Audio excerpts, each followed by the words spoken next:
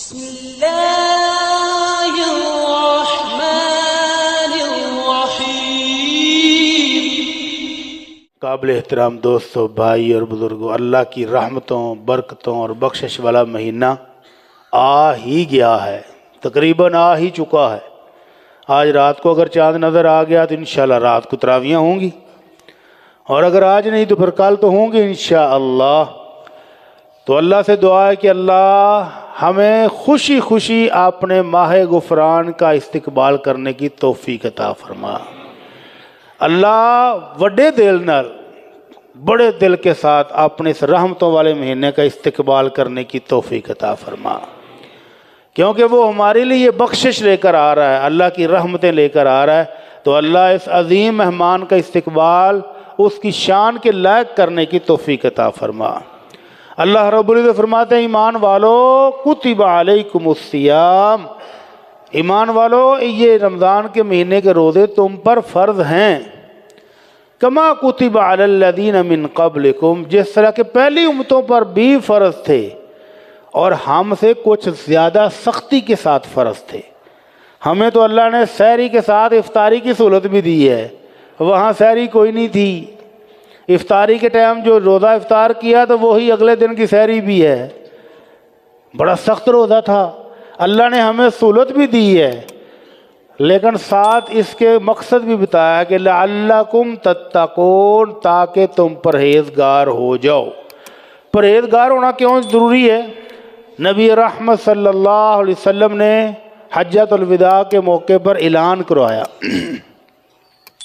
حضرت ابو ہریرہ، حضرت بلال، سیدنا ابو بکر صدیق، حضرت علی رضی اللہ عنہم، ان سے اعلان کروایا کہ اعلان کر دو کہ لوگوں لا يدخل الجنت الا نفس مؤمنہ، جنت اللہ نے صرف مومن لوگوں کے لیے بنائی ہے، کوئی اور جنت میں نہیں جائے گا۔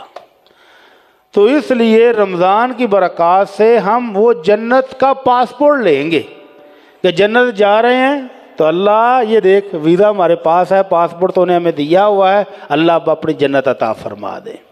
تقوی کس چیز کا نام ہے؟ عبداللہ ابن مسعود رضی اللہ تعالیٰ عنہ کہتے ہیں تقوی تین چیزوں کا نام ہے، ان یذکر اللہ ولا ینسا، آپ جہاں بھی ہوں، بیٹھے ہوں، کھڑے ہوں، لیٹے ہوں، کام کر رہے ہوں، بھاگ رہے ہوں، دوڑ رہے ہوں، آپ کو اللہ یاد رہے۔ بہنوں کی وراثت دینے کا ٹائم ہو، اللہ یاد رہے۔ بیوی کے حقوق دینے کا ٹائم ہو، اللہ یاد رہے۔ خامد کی خدمت کا وقت آئے، اللہ تمہیں یاد رہے، اس کو تقوی کہتے ہیں۔ اور اگر آپ کو اللہ بھول جائے، آپ کہیں کہ بس میں ہی میں ہوں، تو اس کا مطلب آپ متقی نہیں رہے۔ جب آپ کہتے ہیں نا کہ میں ویکھ لاں گا، تو اس کا مطلب ہے کہ آپ اللہ بھول گئے ہیں، اللہ آپ کو یاد نہیں ہے۔ وَإِن يُشْكَرْ وَلَا يُغْفَرْ، اور اللہ کی دی ہوئی نعمتوں کا شکر ادا کیا جائے، نہ شکری نہ کی جائے۔ اللہ نے سانو دتا ہی کی ہے، دیکھ تو صحیح کیا کچھ دیا ہوا ہے۔ اپنے جسم پر نظر دوڑا، اپنے گھر میں نظر دوڑا، اپنے بیوی بچوں کو ذرا غور سے دیکھ، اگر اللہ نے صحت اور تندرستی دی ہو تو یہی سب سے بڑی نعمت ہے۔ اگر دولت کے انبار نہ بھی ہوں، بیوی صحت مند ہے، بچے صحت مند ہیں، بہن بھائی صحت مند ہیں، والدین صحت مند ہیں، تو اس سے بڑی نعمت ہی کوئی نہیں ہے۔ تو ان نعمتوں کا شکر ادا کریں۔ وَيُطِيعُ اللَّهُ فَلَا يُعْصَى، اور تیسری بات کہ جب اللہ نے نعمتوں کے انبار لگا دیے ہیں، ڈھیر لگا دیے ہیں، تو اللہ کا حکم بھی مانو، اس کی اطاعت بھی کرو، اس کی فرما برداری بھی کرو، اس کو تقوی کہتے ہیں۔ اگر آپ کے اندر یہ تین چیزیں موجود ہیں کہ آپ کو اللہ ہر وقت یاد رہتا ہے، آپ اللہ کی نعمتوں کا شکر کرتے ہیں، آپ اللہ اکبر کی اذان کی آواز سنتے ہی کاروبار بند کر کے مسجد کی طرف دوڑتے ہیں، تو سمجھ لیں کہ آپ کا شمار متقین میں سے ہے، اور اس پر بھی اللہ کا شکر کریں کہ اللہ تو نے مجھے اپنے متقین میں شامل کر رکھا ہے۔ اور اگر اذان کی آواز سن کے دل کڑتا ہے، یار کی مولویوں نو کم ہی کوئی نہیں، منٹ بعد اذان پڑھ دیندے نے، کام کرنے کو نہیں دیندے۔ اگر دل کڑتا ہے اذان کی آواز سن کے، اور اگر رمضان کا چاند نظر آیا کہ نہیں آیا، ان خبروں سے دل میں جلن ہونے شروع ہو جائے کہ یار ہونا پورا مہینہ مصیبت پہ جانی ہے، نہ کوئی شیخ خان نو نہ کوئی پیر نو. وہ لاہور کے ایک بہت بڑے افسر ہیں, بہت بڑے رائٹر.